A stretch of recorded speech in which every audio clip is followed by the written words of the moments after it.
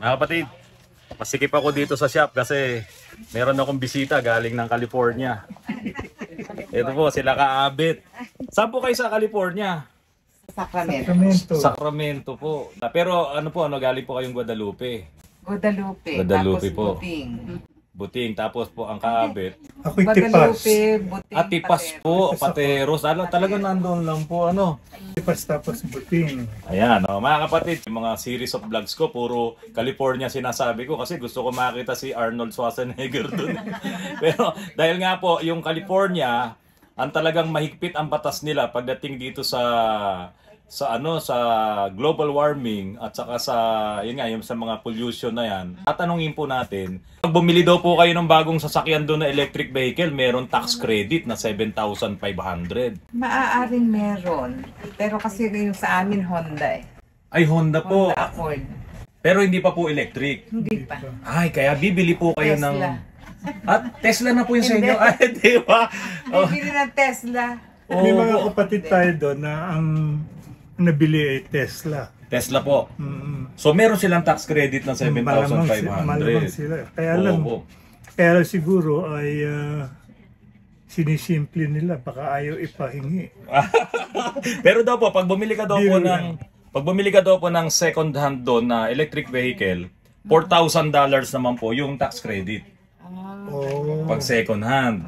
Opo. So baka yung hybrid. Opo, yung hybrid po, medyo inaano na rin nila kasi mababa daw po ang sales ng hybrid sa California. Mas matakas po talaga yung electric vehicle.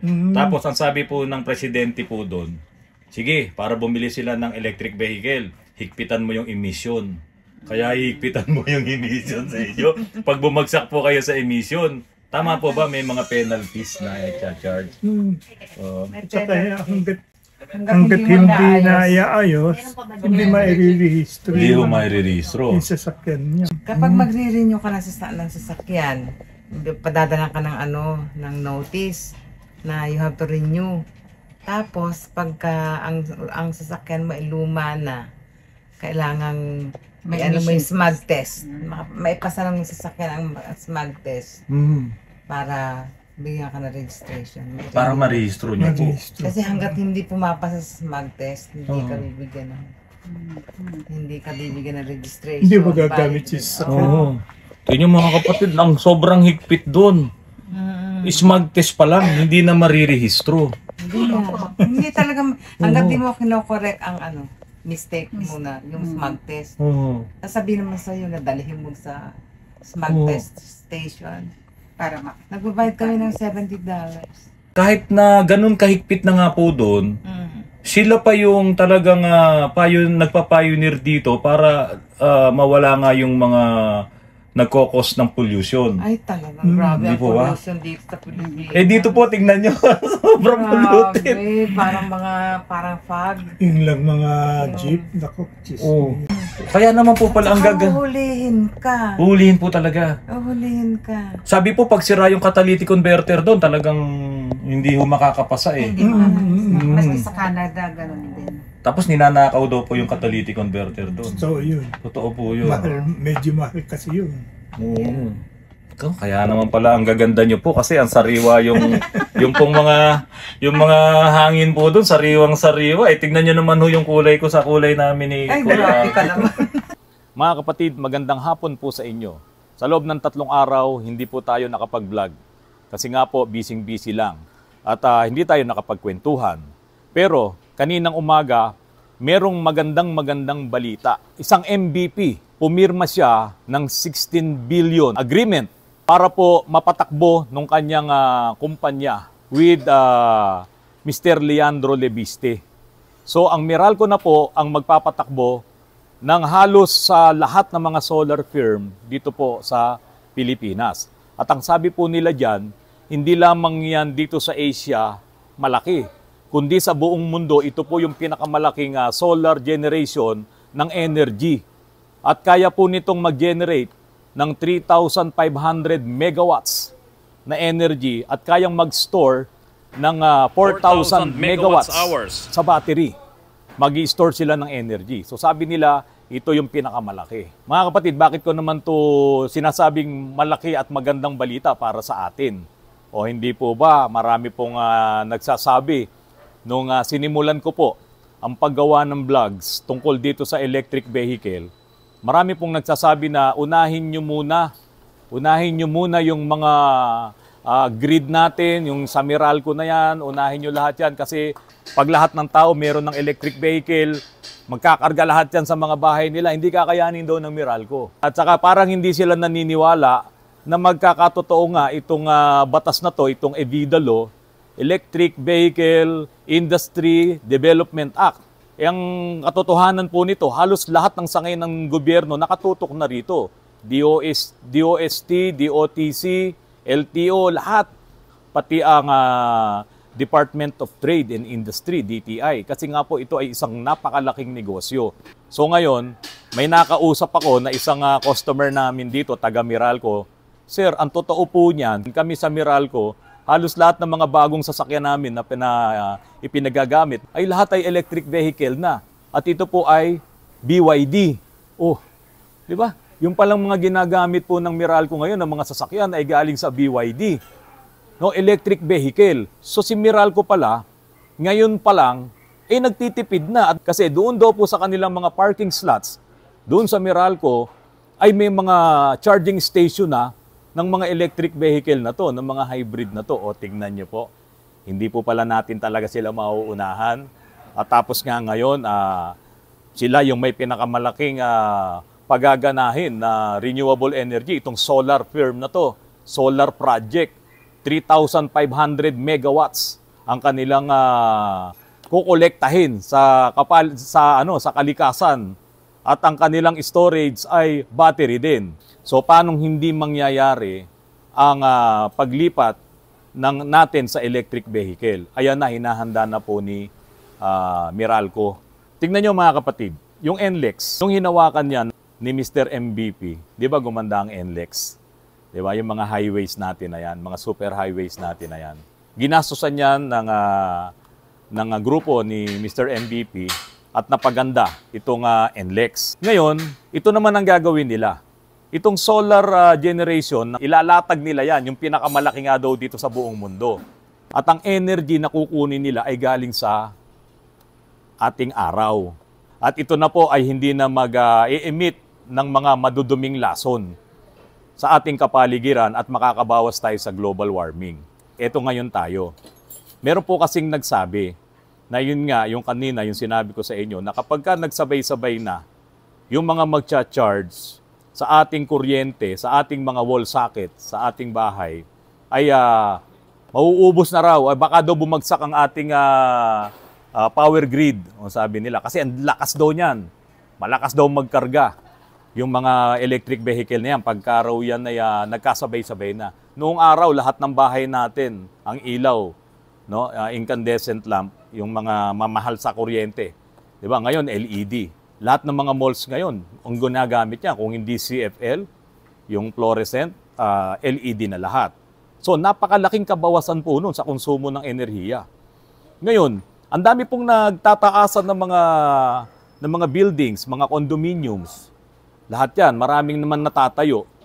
At yan ay gumagamit din ng kuryente, lalong-lalo na kapag may tumira na dyan. May mga bagong mga appliances yan, aircon, refrigerators, lahat yan, magkakarga sila, microwave, lahat. Gagamit ng kuryente yun. Pero hindi naman nagreklamo ang Meralco eh. Di po ba, samantalang yun, minsan kung refrigerators ang gamit doon, 24 hours gagana yun. Samantalang itong sa electric vehicle, magcha-charge ka. Kapag ka fast charger or level 3 ang charger mo, 5 minutes, 10 minutes, 15 minutes, tapos na, nakapagkarga ka na. Kapag ka naman level 1, yun yung medyo mabagal. At kapag ka level 2 naman, yun yung kaya mo nang magkarga ng 2 to 3 hours, mapupuno na yung charging ng baterya. Gaano po ba katipid yung isang typical na electric vehicle kaysa compare natin doon sa isang, sabihin na natin sa isang Honda City, na modelo din, sabihin mo ng brand new na Honda City. So tinignan natin ang consumption ng Honda City, 14 kilometers per liter. Samantalang ang isang typical na electric vehicle na ay kumukonsumo ng 0.2 kilowatt-hour lang per kilometer. So halimbawa po mga kapatid, pupunta ka ng Baguio, estimated na kilometers niyan, kung gaano kalayo yan, 240 mula dito sa amin. Sa gasolina muna, ang gasolina ngayon, nag-average tayo ng 65 pesos dito. Para makuha natin doon sa 240 kilometers, kung magkano ang magagastos mong gasolina kapag ikaw ay pupunta ng Baguio mula dito sa Antipolo, 240 divided by 14 kilometers per liter is equals to 17.14 liters ang mauubos mo kapag ikaw ay pupunta ng Baguio. So magkano po ang average na fuel ngayon per liter ng gasolina? Sabihin natin na unleaded ay 65 pesos po. 65 pesos times 17.14 liters. Ang lalabas po doon ay 1,114. Iyon ang gastos mo. Yung one way na yon na papunta mo ng Baguio, pagdating mo doon sa Lion, sa Lion Set, okay, o doon sa city na. Kung iyon ay kapag dadaan ka ng Cannon Road. Pero kung ikaw naman ay dadaan dito sa Marcos Highway, mga kapatid, siguro mas mataas ng konti. Kung ikukumpara naman po natin, dito sa electric vehicle, yung konsumo na yon, nung kotse nga, in-example natin, so 240 kilometers multiplied to 0.20 kilowatt-hour is equals to 48 kilowatt-hour. Imumultiply ngayon natin yon kung magkano ang rate per kilowatt-hour na sinisingil sa atin ng Meralco. So 10.9, 48 kilowatt-hours times 10.9 is equals to 523 pesos. Yun yung gastos natin sa isang typical na EV. So yun yung rektahan lang na ating pag-compute nito. Kaya lang mga kapatid, ito po isang maganda.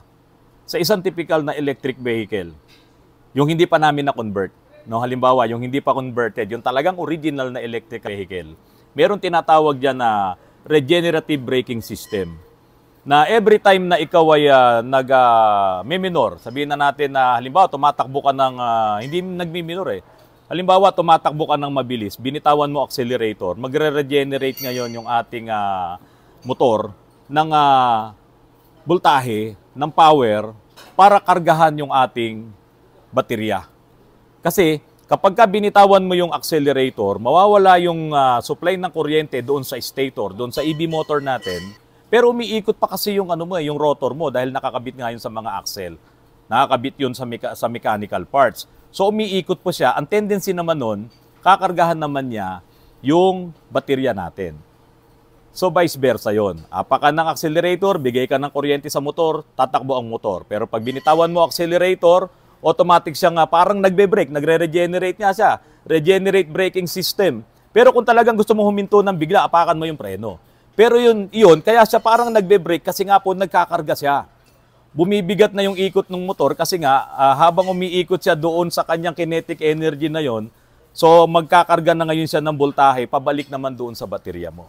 Sa sasakyan mo, halimbawa, nasa bundok ka, nasa Baguio ka, nakaakyat ka na, at merong mga biglang bababa. Halimbawa, nasa Baguio na tayo, no? Galing tayo doon sa Lion, nakaakyat na tayo, lumampas na tayo doon sa Baguio General Hospital. So nandoon ka na sa ibabaw. May mga paakyat, may mga pababa. So every time na pababa ka, bitawan mo ang accelerator mo, kakarga yun. Sa electric vehicle. Every time na pababa, bitawan mo accelerator, nagcha-charge yun. Pero sa ordinaryo mong ICE vehicle, internal combustion engine vehicles, engine brake yun. Bitawan mo ang accelerator mo, nag-engine brake ka, pero kumakain pa rin ng ng fuel yun, ng gasolina at ng diesel. Nag-engine brake ka lang, pero kumakain yun. Pero sa electric vehicle, hindi. Kasi once na bitawan mo ang accelerator mo, ang trabaho ng motor natin, magge-generate naman siya. Kaya nga parang generator. Magge-generate siya ng energy ulit papunta naman sa baterya mo. At yun ang magpapatipid sa iyo rito Kasi po, darating talaga ang panahon, pati yung mga manufacturing plant na yan, ng mga electric vehicle, pati yung mga gumagawa ng mga OEM na yan, lahat ng parts ng electric vehicle, hindi sila papayag, nagagamit pa sila ng fossil fuels, tulad ni Tesla. Si Tesla talagang ang gamit niya, renewable energy na. Yung kanyang tinatawag na gigafactory, Ang nagpapatakbo din doon, renewable energy, mga kapatid. So ngayon, itong Pilipinas, narito ngayon tayo. Talagang ang target ng gobyerno, makalipat na tayo dito. Basahin niyo po yung batas, yung EBITDA law. Napakadaming ibinibigay nung law na yan. At magiging business ng lahat ng tao. Napaka-importante po na mabasa niyo yan. Napakaraming pwedeng mangyari at makakatulong sa buong Pilipinas, sa lahat ng mamamayan sa buong Pilipinas na makatulong iyang industry na yan. Kasi po, ito mga kapatid, noong araw, nag-assemble tayo ng mga owner-type jeep. At yan ay sikat na sikat dyan sa parting Cavite. Ang ina-assemble natin, maglalagay tayo ng 4K na makina or Saturn na makina, Mitsubishi, yung iba diesel, inilalagay, tapos stainless pa nga. Yung iba mga lowered pa. Nabawasan yan kasi nga, hindi ka na makakapagrehistro ng bago mong assemble na sasakyan, na owner jeep, or sabihin mo kahit PUJ pa yan, kung hindi Euro 4 ang iyong makina. So, ang nangyari po dito mga kapatid, dito, nandoon sa batas sa EBITDA law, pwede tayong mag-assemble ng ating EV. Pwede mong ibalik yung owner. Pwede mong ibalik yung mga jeep na yan, yung e-jeep. Kaya magiging e-owner, e-jeep, at yung mga e-trike. Lahat po yan, lahat electric. Makaka-assemble tayo, lalong-lalo na yung tinatawag nilang mga micro mobility. Yung mga maliliit na sasakyan na kayang tumakbo lang ng mga 35 kilometers per kilowatt hour. Yung 35 kilometers, yun lang ang takbo niya. So mga mababagal yan. So ang dami dito, ang kailangan lang dito, technology. Pero kapatid, baka mahuli ka. Kasi dito, kung sino yung maagap, yan ang unang makakatikim nitong napakalaking industriya na to. Yung kinakatakot nyong kakarga tayo ng mga EVs natin sa bahay natin mauubos ang kuryente, hindi po totoo yun. At hindi po talagang mangyayari yun. Kasi nga po, mas maraming nabawas na konsumo mula nung pumasok itong mga LED, mga CFL na yan, marami nang nabawas. At mga inverters, ayan, tandaan nyo po, dati nung araw, ang welding namin, arc welding, talagang coil yung ginagamit, step up, para makapaggawa ka ng arc, yung pinakamalakas na voltahe, yung transformer mo, step up. So arc welding. Ngayon, inverters na lang. Wala na halos gumagamit ng mga lumang klase ng welding machine na yan. At sa dami ng mga inverters na yan, pati yung mga 3-phase motors, puro mga inverters na rin ang ginagamit. So napakatipid na po sa kuryente nun. Ngayon, kung papasok itong EV, kung fast charger ang gamit mo, within 5 minutes, yun po yung mga fast charger level 3, yan po yung mga nasa highways. Lalo, kung sa ibang bansa ang pag-uusapan, yan yung mga nasa highways. At mga selected gasoline station, tinap po yan ng gobyerno. Hindi ko lang alam kung sino yun, pero siguro malamang Petron. Selected gasoline stations ay talagang pinaglalagay ng gobyerno ng mga charging station for the EVs. At yung mga kumpanya naman, talagang kung magtatayo ka ng panibago mong buildings, kailangan may designated parking lots para sa mga EVs. At yung mga existing na may mga fleets o yung marami silang sasakyan, dapat 5% doon ay meron na silang i-convert year by year na umaabante na tong ating batas. At syempre, kasama na din doon, kung marami kang sasakyan, may fleets ka, dapat meron ka ring charging station. So, yung level 1 na charging station, yun yung 20 amperes na charger. Kasi may mabibili kang charger eh. Hindi ko lang alam kapag bumili ka ng bagong sasakyan kung kasama yung charger. Or pwedeng bibilin mo ng hiwalay. Or makakabili ka rin naman sa online.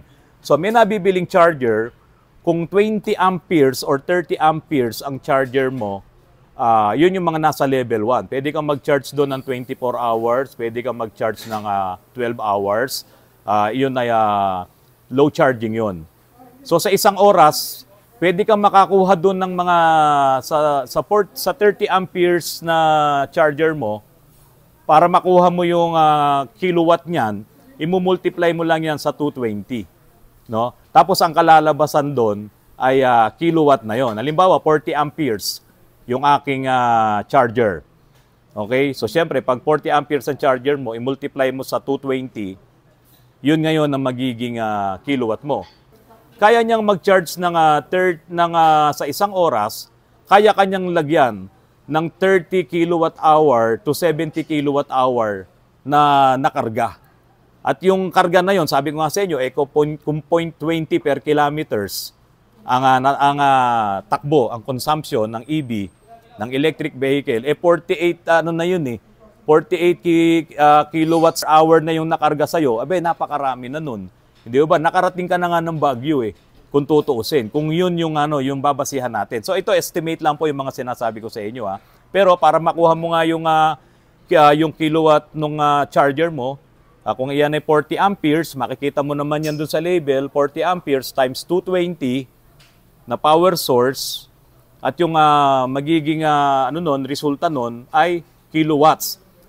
So, yung kilowatts hour naman, yun naman yung na-charge doon sa battery mo. Kung isang oras, pwede siyang magkarga ng 24 to 48 kilowatts per hour na charge doon sa baterya mo. Halimbawa, pumapasok ka sa trabaho. Halimbawa ako, galing ako dito sa Antipolo, pupunta ako dyan sa Timog. No, yan kasi yung dati kong route mga 15 kilometers yan per day. So balikan, 30 kilometers per day ako.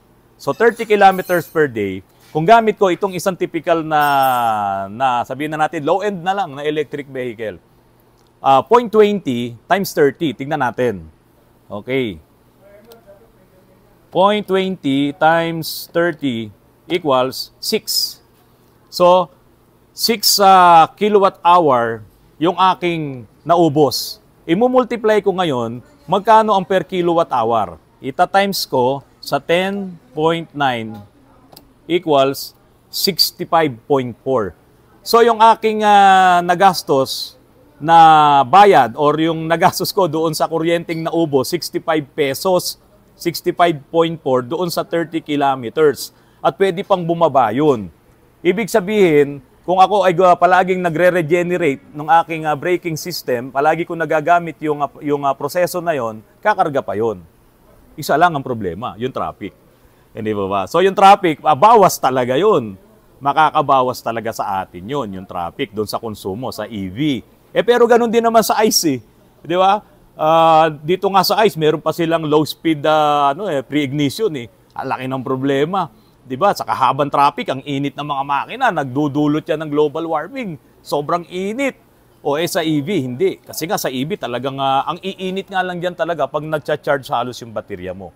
Pero yung motor, sabi ng mga gumawa, hindi siya ganun kainit katulad ng internal combustion engine pagdating sa EV. Ngayon, yung mga nagtatanong, bumabaha dito sa Pilipinas Di ba? Pwede ba yung pambaha? Mga kapatid, tandaan po natin, ang binili natin kotse, hindi bangka. Di ba? Hindi lansya. Ang binili natin kotse. Kahit na sabihin mo yung internal combustion engine mo, ilusong mo sa bahayan at inabot yung makina, pwedeng una masira dyan alternator. At kapag ka nasira ang alternator, damay-damay na yan. At kapag ka lumubog yung transmission, kung manual yan, pwedeng pasukin ng tubig. At siyempre, yung mga preno mo, dami yan. Pagka yan ay pinasok ng tubig, kung inilubog mo sa baha. Kaya mga kapatid, huwag niyong ilulubog sa baha kung sakaling kayo ay merong electric vehicle. Huwag niyo pong ilulubog. Ngayon, yung mga sakuna, ibang usapan yun. Halimbawa, talagang plus flood, inabot ka. Kahit naman sa bansa Kahit naman internal combustion engine yung sasakyan mo Pag yun ay lumubog, masisira din talaga yun. Kaya nga dito, pagka ang sasakyan galing sa bahay, hindi na halos mabili. At talagang napakalaking gastos. Ang kagandahan lang dito sa electric vehicle, sige, malubog yan sa baha.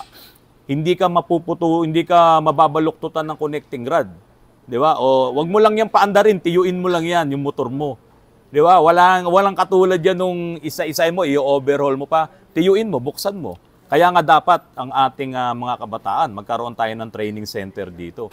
Yung mga ganung problema, nalubog sa baha, may iiwasan naman yan. Pero kung talagang sakuna at biglaan, hindi tayo makakaiwas dyan. Walang makakaiwas sa ganyan, sa mga ganyang klaseng emergency. So, mas matibay ba ang battery? Wala pa po tayo dyan. Hindi pa po natin alam. Pero lahat nagsasabi sila 15 years, 20 years ang ititibay ng battery. So habang may electric vehicle ka, yung natitipid mo, i-savings mo na talaga yan. I-alkansya mo na yan. Di ba? Para pag nasira ang battery mo, may pambili ka. At ngayon, ang maganda dito sa EVIDA law, sa batas natin, meron ding sinabi doon na battery swap. So pwedeng mag-swap. Hindi ko lang alam kung ano pa yung kasunod nun. Doon sa batas, talagang yung importation, yung ng mga parts, may nakalagay doon tax-free. or bawas na bawas, napakalaki ng bawas ng tax. Kaya talagang magmamadali dito yung mga businessman, mga utak business dyan. Magmamadali sila dyan. Pero, merong regulation. Ire-regulate pa rin yan ng gobyerno. O, di ba? Meron ding nagmamadali dyan sa gobyerno. Alam niyo na kung sino yung mga yan. Okay. Ito, napakaganda yung Evida Law. Basahin niyo po. Matutuwa kayo doon sa ganda ng batas. Ang hindi lang matutuwa dito, yung walang pambili ng bagong electric vehicle at yung walang pang-convert ng electric vehicle. Kaya mga kapatid, pag dumating yung panahon na yon, magsama-sama tayo, mag-rally tayo. Hindi, biro lang. Magra-rally tayo para tulungan tayo ng gobyerno. Mga boss, mga congressman, mga mayor, sir, tulungan nyo naman kami. Baka naman pwede tayong magtayo tayo ng cooperative dito para ma-convert namin yung aming mga vehicles, yung aming mga sasakyan. Kasi darating yung panahon na yun eh. Kaya mga kapatid, tandaan nyo, ang Pilipinas, bayang pinagpala ito. Kaya wag ho kayong maniniwala na ang Pilipinas mahirap, hindi makaka-afford dito. Wag po kayong maniwala doon. Tandaan nyo po, ang Pilipinas ay bayang pinagpala. Magandang hapon po sa inyong lahat. Kumusta sa mga taga-Sacramento? Aba. Happy anniversary sa ating lokal. Happy Anniversary 50th namin, anniversary. 50th anniversary. Kayo po sa Canada po. Kami naman po nag-Thanksgiving doon. So, happy belated Thanksgiving sa Canada. Si Ka Pete de la Cruz. Si Ka Pedro de la Cruz Jr. nyo na po. Kapit. Kasi marami po Gusto po. talaga, marami po tayong subscribers, mga kapatid po talaga. Kapit, see you on December 4.